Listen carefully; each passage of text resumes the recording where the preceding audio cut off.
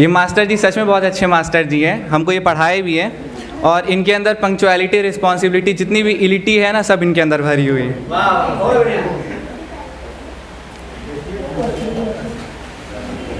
तो चलिए शुरू करते हैं। सबसे पहले अभी कुछ दिन ये कोरोना काल जो चल रहा है, तो इसमें बहुत सारे मज़दूरों को हमने देखे, उनकी बहुत ज़्यादा दुर्गति हुई है, कैसे किस तरह से वो लोग पलायन कर रहे थे अपनी जगहों से। तो उस पर मैंने कुछ लाइंस लिखी हैं, तो मैं आपको सुनाना चाहूँगा। वर्षों पहले जो निकले थे चंद पैसे कमाने के लिए, वर्षों पहले जो निकले थे चंद पैसे कमाने के लिए, आज पलायन घर को कर रहे वो ज़िंदगी बचाने के लिए। मीलों के इस सफ़र पर वो पैदल ही चल पड़े थे, साधन था नहीं कोई, सब लोग पैदल ही स्टार्ट कर दिए थे चलना अपने घरों तक। मीलों के इस सफ़र पर वो पैदल ही चल पड़े थे, कदमों में साहस भर लिए थे अपनी मंजिल को पाने के लिए। क्षुधा की तड़पन मिटाने, क्षुधा की तड़पन मिटाने रुक गए जब कदम उनके, रोटी भी ना आई नसीब में भूख इनकी मिटाने के लिए। कुछ के परिजन चल बसे थे, काफ़ी सारी डेथ भी हो गई रास्ते में जो नहीं सफ़र कर पाए इस चीज़ को। तो कुछ के परिजन चल बसे थे इस सफ़र की राह में ही, कमबख्त जल भी ना मिला उनकी अंत्येष्टि कराने के लिए। धन्यवाद धन्यवाद। आगे सुनिए। मुफलिसी का हाल ज़ाहिर भी न कर पाए कहीं पे, मुफलिसी का हाल ज़ाहिर भी न कर पाए कहीं पे, खुद की कश्ती डुबा आए गैरों की बस्ती बसाने के लिए। ऊंची इमारतें बना आए जो, ऊंची इमारतें बना आए जो, हश्र उनका यूं हुआ कुछ, ऊंची इमारतें बना आए जो, हश्र उनका यूं हुआ कुछ, 2 गज ज़मीन भी ना हुई मुनासिब इनकी लाशें दफनाने के लिए। आखिरी पंक्ति पढ़ता हूँ। और क्या लिखे कलम ये, और क्या लिखे कलम ये, बेबसी उन मज़दूरों की, ना वो बचे ना शब्द मेरे, ना वो बचे ना शब्द मेरे, हाल उनका बताने के लिए। धन्यवाद धन्यवाद। दूसरा मैं लेखक के ऊपर लिखा हूँ कि एक लेखक, जब कोई लेखक बनता है तो वो इतनी आसानी से नहीं बन जाता जैसा वो लोग उसको समझते हैं। तो उसके ऊपर लिखा हूँ मैं, ज़रा ध्यान दीजिएगा। ये बात किसी के समझ में आखिर क्यों नहीं आता है, ये बात किसी के समझ में आखिर क्यों नहीं आता है कि यूं ही नहीं हंसते हंसते कोई लेखक बन जाता है। कटाक्षों को वो सहता है, दुख की धारा में बहता है, कटाक्षों को वो सहता है, दुख की धारा में बहता है, खुद को पिरोकर शब्दों में एक नई कविता बन जाता है। अब आगे सुनिए। शब्दों का जो मेल है और तुकबंदी का जो खेल है, शब्दों का जो मेल है, तुकबंदी का जो खेल है, ठीक तरह से ये उसको सबको समझाना आता है।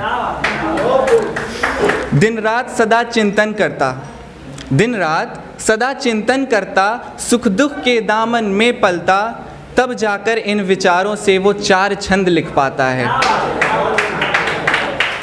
अब ज़रा ध्यान दीजिएगा।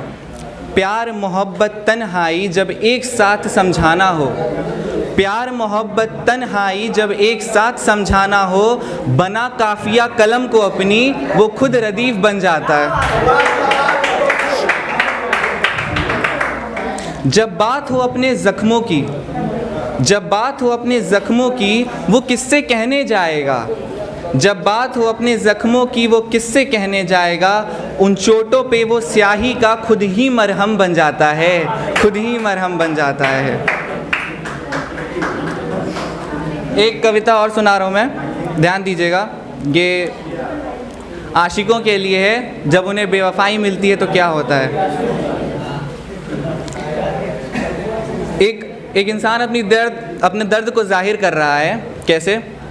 तेरे दिए ज़ख्मों का अब मैं हिसाब लिए फिरता हूँ, तेरे दिए ज़ख्मों का अब मैं हिसाब लिए फिरता हूँ, तेरी आशिकी का एक झूठा खिताब लिए फिरता हूँ।